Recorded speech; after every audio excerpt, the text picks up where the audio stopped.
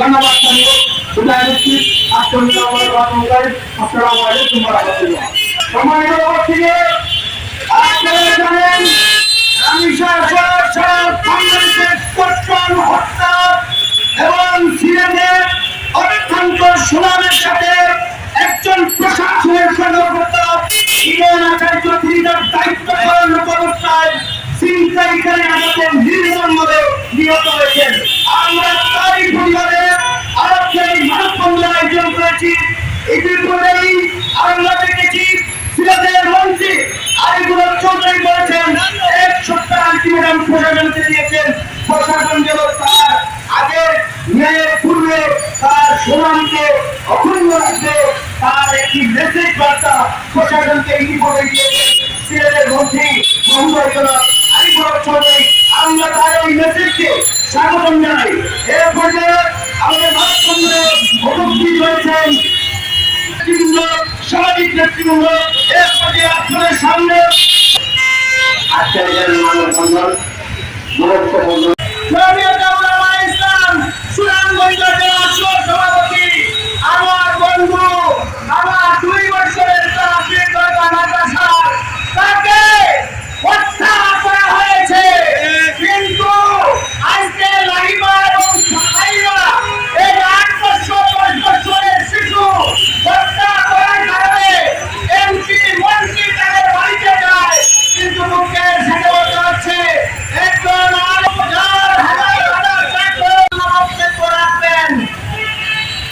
ভাই মকসুদ হোসেন।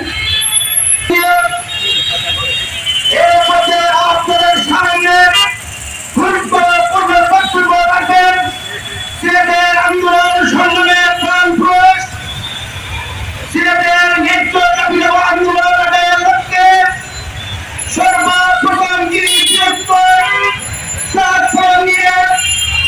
সুচার পর্যায়ে দুর্নীতি মুক্ত ভারতের কেন্দ্রীয় কমিটি সম্মানিত সাধারণ সম্পাদক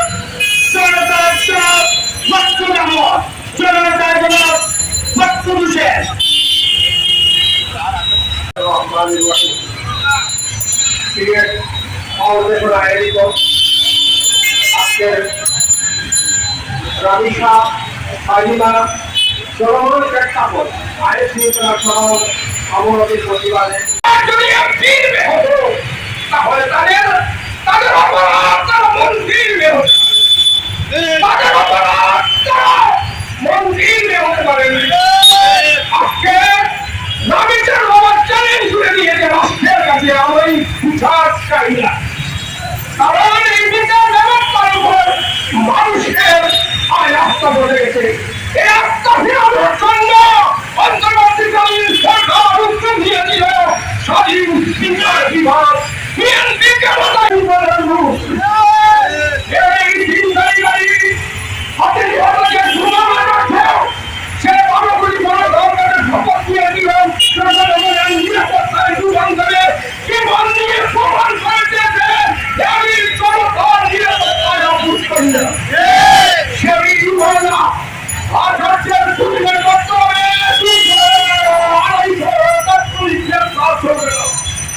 আমরা সংশ্লিষ্ট চাই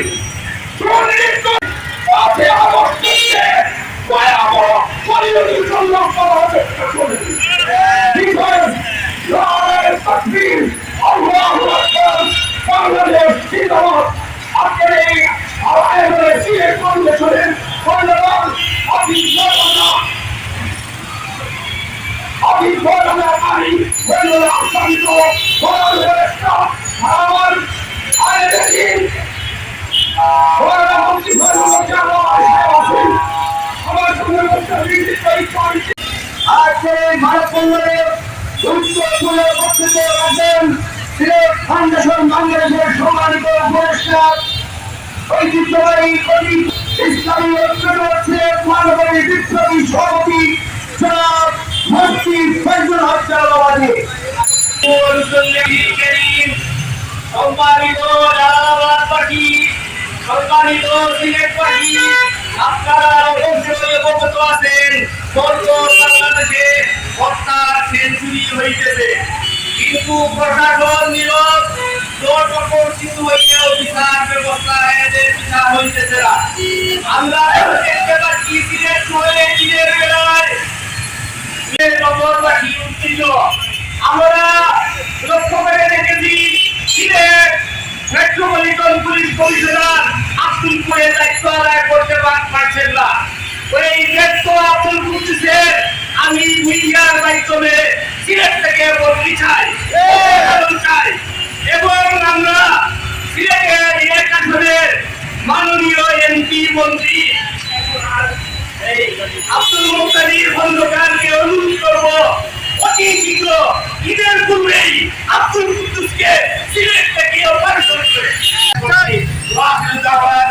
আলহামদুলিল্লাহ রাব্বিল আলামিন। সিলেট মানুষকে ধন্যবাদ।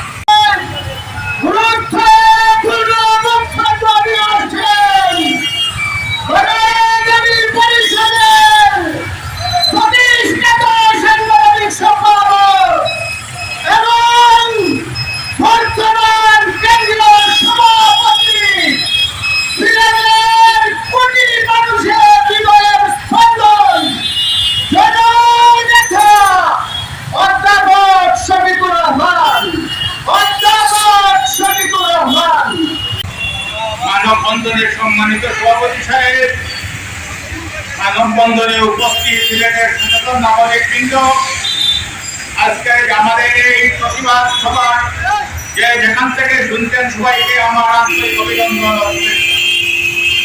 সম্মানিত সিলেটবাসী, আপনাদের উদ্দেশ্যে আমি একটি কথা স্মরণ করে দিতে চাই। যখন 12 ফেব্রুয়ারি নির্বাচন হলো, নির্বাচন হওয়ার পরে সরকার গঠন হলো, সরকার গঠন হওয়ার পর আমাদের 2 জন মাননীয় সংসদ সদস্য সিলেটের মন্ত্রী নির্বাচিত হলেন, বাণিজ্য মন্ত্রী এবং প্রবাসী কল্যাণ মন্ত্রী। আমরা গর্ববোধ করি তাদের থেকে।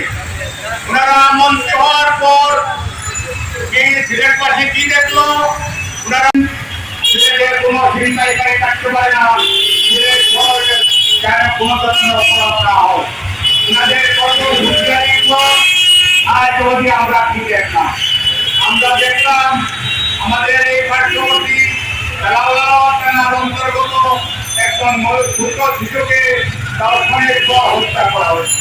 আমরা কি দেখলাম? এই সিলেটের টিভিতে যেখানে জালালাবাদ, যেখানে সিলেট সদর থানার কাছে, সেখানে একজন হাইওয়ে কর্মীর থেকে একজন রেলের সদস্য এই হসপিটালের আর্থিক আইন শৃঙ্খলা পরিস্থিতি।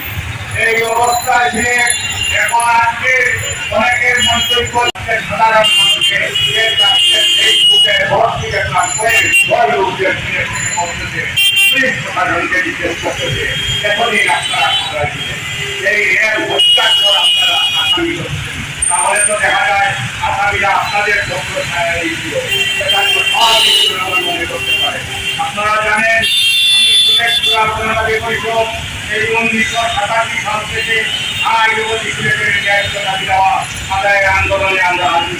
আমরা মন্ত্রী মহোদয়কে বলবো, আপনারা যখন সিলেট আসছেন শুধুমাত্র প্রশাসনের সাথে পরিকল্পনা করে সিলেটের যত সামাজিক সংগঠন আছে আপনারা তালিকা নিয়ে সেই সামাজিক সংগঠনের নেতৃত্বের সাথে কথা বলেন, তাহলে আপনারা সিলেটের সার্বিক সমস্যা সম্পর্কে অবগত হতে পারবেন।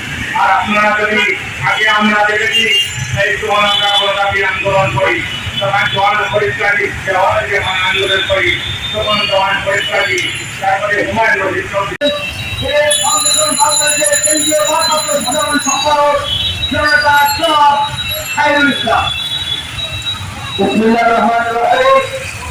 ফাউন্ডেশন কর্তৃক আয়োজিত শিশু রামেশা হত্যা সহ চিন্তায় করতে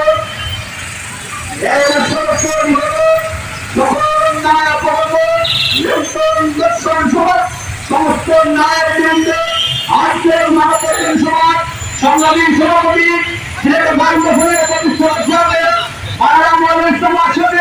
উপস্থিত রয়েছে সিলেটের বিভিন্ন সমাজ এবং রাজনৈতিক সংগঠনের নেতৃবৃন্দ, সম্মানী সিলেটবাসী, সম্মানী উপস্থিতি।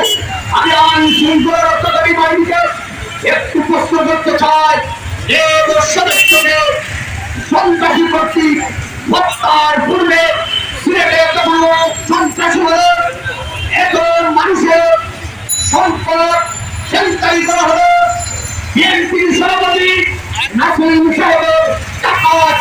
হলো আপনারা ফুটায় ছিলেন, আপনারা বেতন নিচ্ছেন, আপনারা কি চেয়ারে বসে মৃত্যুর জন্য সিলেটে আসছেন।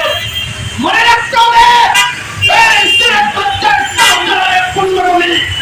সিলেটে চাঁদাবাজ মস্তানদেরকে ঘুরে বসে আপনারা সিলেটে থাকবেন তা দুঃস্বপ্ন দেখবেন না।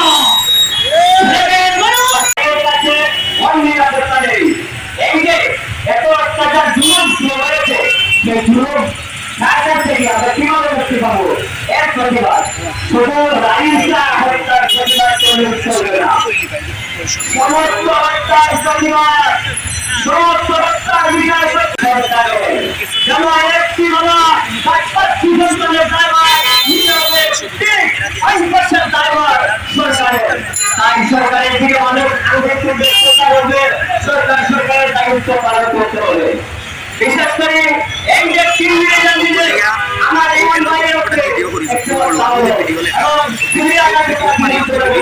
আমি নাম পর বাদে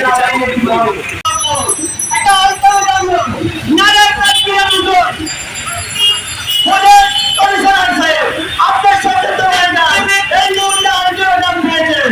আমি ভালো না অনুরোধ করবো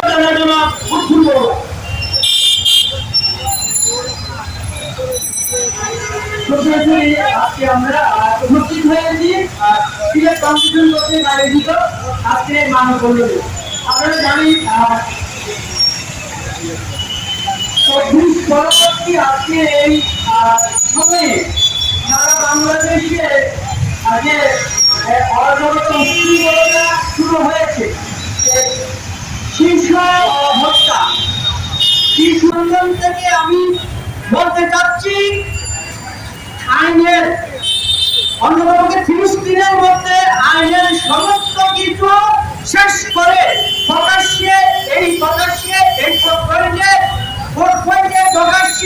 সেই ফাহিমা রাবিয়া দর্শনকারীকে ফাঁসি দেওয়া হোক।